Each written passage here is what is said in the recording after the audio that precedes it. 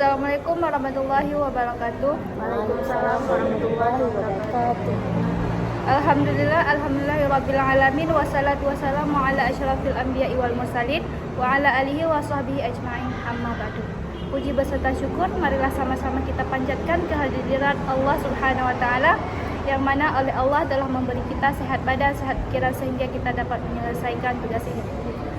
Selawat bernadakan salam, marilah sama-sama kita sanjung sajikan ke pangkuan Nabi besar Muhammad sallallahu alaihi wasallam yang mana beliau telah membawa kita dari alam jahiliyah kepada alam Islamiyah dan dari alam kebodohan kepada alam yang berilmu pengetahuan.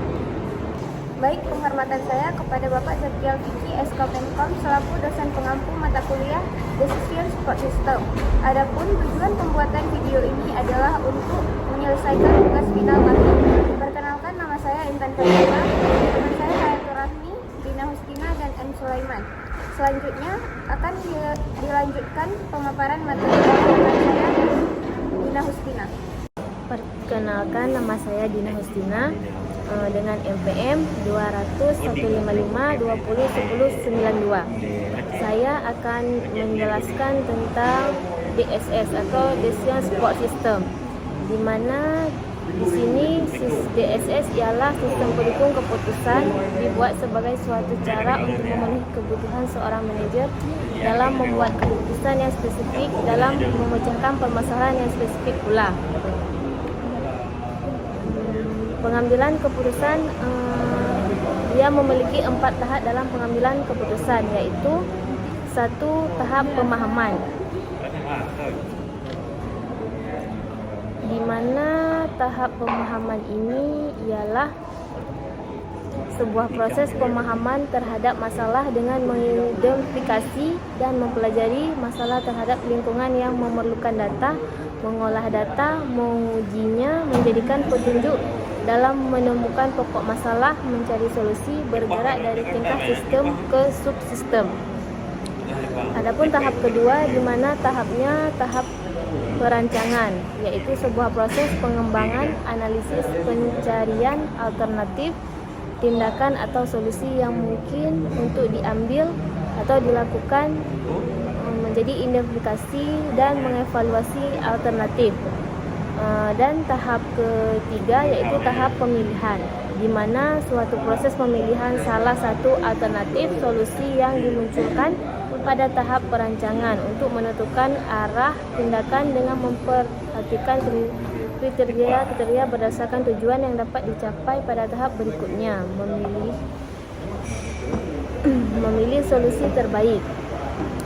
Adapun tahap yang terakhir ialah tahap penerapan, yaitu sebuah proses untuk melaksanakan dan menerapkan alternatif tindakan yang dipilih untuk menyelesaikan permasalahan yang telah diidentifikasi, menerapkan solusi dan membuat tindakan lanjutan. Baik, perkenalkan, nama saya Hayatul Rahmi dengan MPM saya 2001-55-2010-98. Saya akan melanjutkan pemaparan materi dari teman saya tadi, yaitu masuk ke dalam jenis keputusan. Jenis keputusan ada 3, yaitu yang pertama keputusan tak terprogram. Tidak terprogram, tidak ada metode pasti untuk menangani masalah. Yang kedua keputusan terprogram, berulang dan rutin, suatu prosedur dilakukan bukan sebagai sesuatu yang baru. Yang ketiga keputusan semi terprogram, kombinasi tak terprogram dan terprogram. Masuk ke dalam jenis masalah. Jenis masalah yaitu ada 3 bagian. Yang pertama masalah terstruktur, terdapat pada 3 tahap pemahaman, perancangan, dan pemilihan. Yang pertama masalah tidak terstruktur, tidak dapat dalam 4 tahap. Yang kedua masalah semi terstruktur. DSS, keharusan dari DSS. Yang pertama, membantu manajer dalam membuat keputusan untuk memecahkan masalah semi terstruktur. Yang kedua, mendukung penilaian manajer. Yang ketiga, meningkatkan efektivitas pengambilan keputusan manajer dari hanya sekedar efisiensi. Perlu diingat bahwa DSS tidak menggantikan manajer. Assalamualaikum warahmatullahi wabarakatuh. Perkenalkan, nama saya Intan Fajira dengan NPM 2015-2020-1099. Ingin melanjutkan materi yang sudah dipaparkan oleh teman saya tadi. Selanjutnya, model DSS. Terdapat database yang isinya digunakan oleh perangkat lunak penulisan laporan menghasilkan laporan periodik maupun khusus. Model matematika menghasilkan informasi sebagai hasil dari simulasi yang melibatkan satu atau beberapa komponen. Perangkat lunak GDSS. Perangkat lunak penulisan laporan periodik, yaitu yang disiapkan sesuai jadwal. Laporan khusus disiapkan ketika sesuatu yang luar biasa terjadi, menyatukan manajemen by expansion ke dalam laporan. 1. Perangkat lunak penulisan laporan menyatukan manajemen by expansion ke dalam laporan konsep yang memungkinkan manajer hanya memperhatikan aktivitas yang layak mendapatkan perhatian manajemen.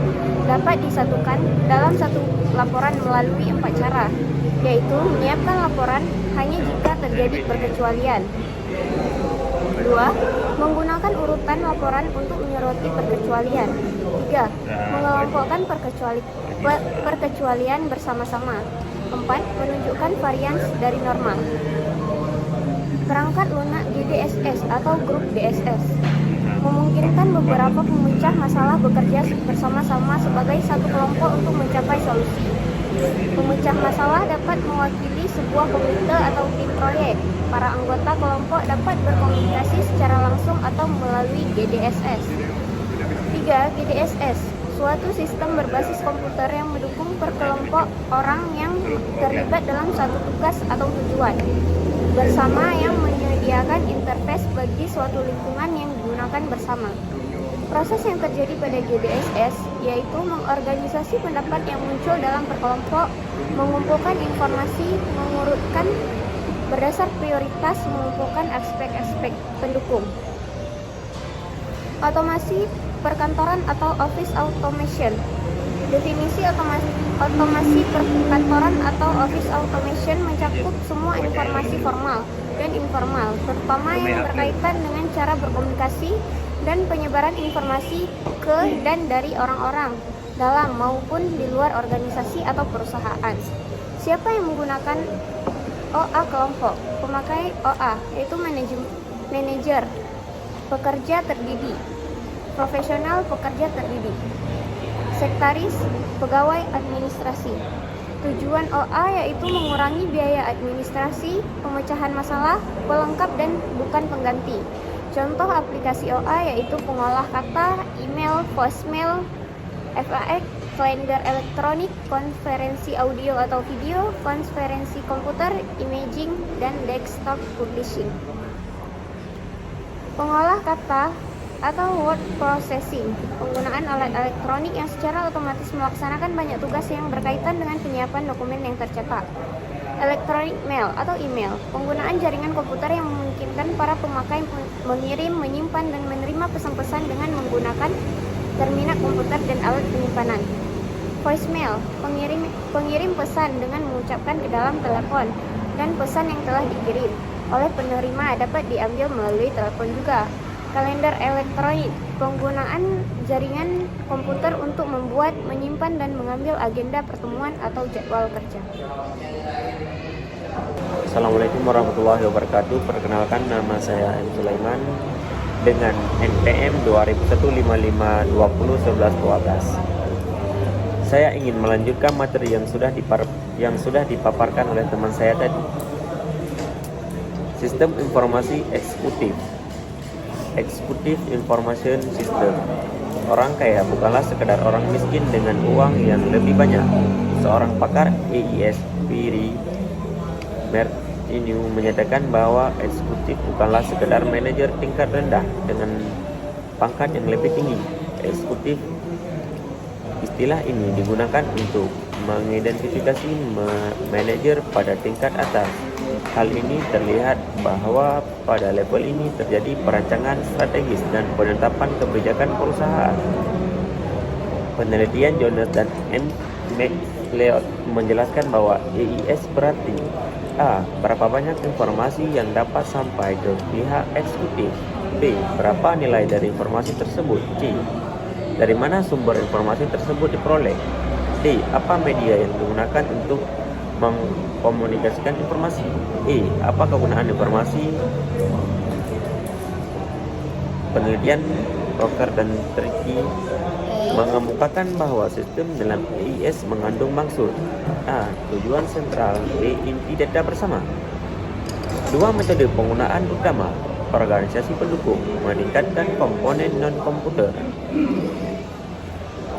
mencatat transaksi informasi yang masuk, merangsang sumber bernilai tinggi, memanfaatkan peluang, menyesuaikan sistem pada persorangan, memanfaatkan teknologi. Model AIS merupakan program pemberi nasihat atau program konsultasi yang berisi pengetahuan dan pengalaman yang dimaksud oleh satu atau banyak pakar untuk dapat dimanfaatkan dalam memecahkan berbagai masalah.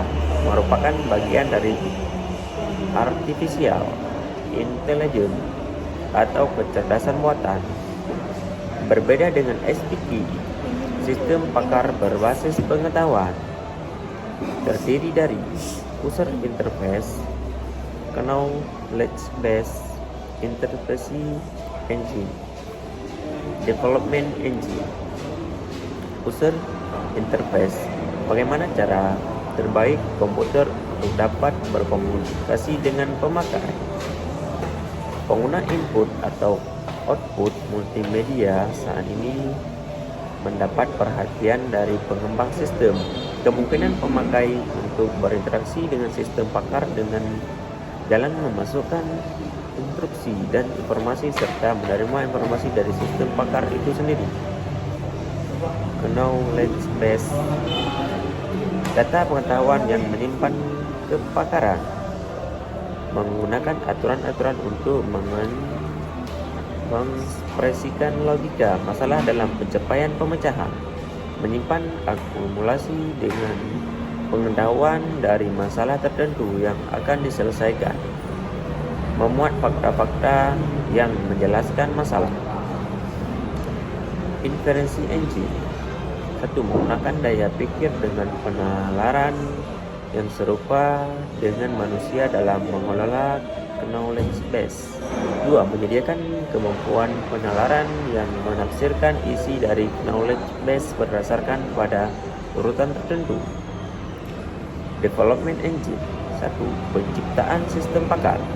Pembahasan sistem life cycle atau SLC merupakan konsep pengembangan sistem informasi yang mengambil analog siklus kehidupan manusia: lahir, tumbuh, berkembang, dan wafat. Tahap perencanaan: merencanakan apa yang akan dibuat saat akan melakukan pengembangan sistem langkah. Saat melakukan pengembangan sistem langkah: 1. Identifikasi masalah. 2. Membuat studi kelayakan. 3. Mempersiapkan usulan. 4. Menyetujui atau menolak. 5. Menetapkan pengendalian. Definisi masalah: merumuskan masalah. 1. Merumuskan masalah. 2. Memberikan batasan-batasan masalah. Menentukan tujuan yang akan dicapai. Cukup sekian.